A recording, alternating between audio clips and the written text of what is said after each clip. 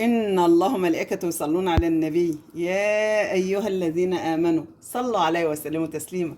صلى الله عليه وسلم. ازيكم يا بناتي، ازيكم يا اخواتي، يا رب تكونوا بخير. كل سنة وانتم طيبين والناس عيد الكبير. إن شاء الله هنعمل مع بعضنا النهاردة الكبدة الجملي، ودي بتتعمل بطريقة مظبوطة شوية عن الكبدة العادية. أول حاجة بنجيب معانا حلة وحطيناها على النار، هننزل فيها حتة ليا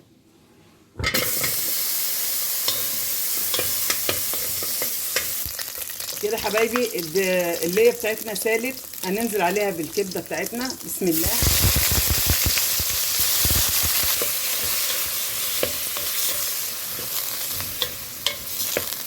تفضلي تقلبي كده لحد ما الكبدة لونها يتغير وتتشرب المية اللي نزلت منها ديت في الأرضية، وبعد كده نحط التومة بتاعتنا. خليكم معايا كده حبايبي.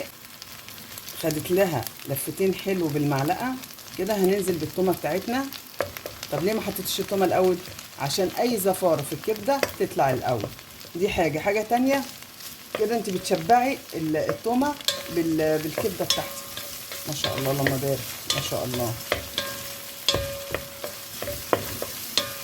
وهننزل عليها بفص واحد ليمون، فص واحد ليمون علشان اي زفارة، لان الكبدة بتبقى زفرة، خدوا بالكم.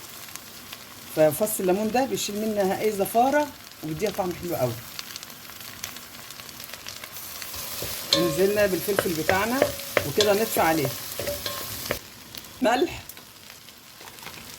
ادي فلفل اسود، وننزل بالكمون بتاعنا. بس كده بقى نفضيها في الطبق بتاعنا.